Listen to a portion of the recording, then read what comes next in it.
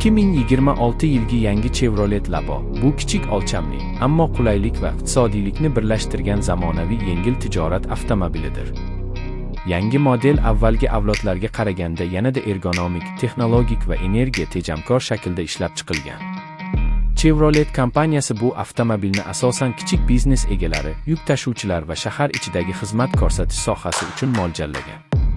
2026 yilda chiqarilgan Labo dizayni soddaligi bilan birga zamonaviy chiziqlarga ega. Old faralar LED texnologiyasiga asoslangan bo'lib, tungi yoritishni ancha yaxshilaydi. Old bamper va panjarada aerodinamik shakllar ustuvor bo'lib, bu yoqilg'i sarfini kamaytirishga ham hissa qo'shadi.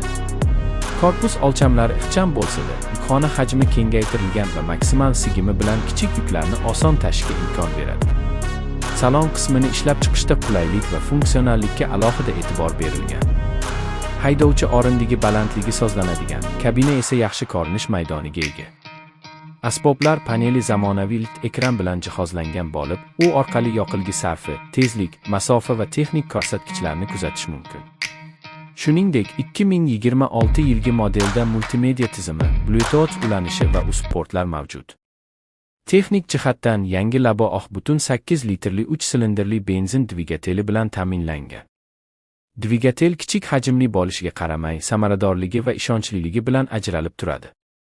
Yoqilg'i sarfi atigi 5-6 litr atrofida bo'lib, bu uni shahar ichidagi ishlatish uchun juda qulay qiladi. Uzatmalar qutisi 5 pogonali mexanik bo'lib, avtomobilni boshqarish oson va silliq kechadi. Xavfsizlik borasida Chevrolet Labo 2026 bir qator yangilanishlarga ega. Unda old xavfsizlik yostiqchalari, tormoz tizimi uchun ABS hamda barqarorlikni ta'minlovchi elektron tizim mavjud.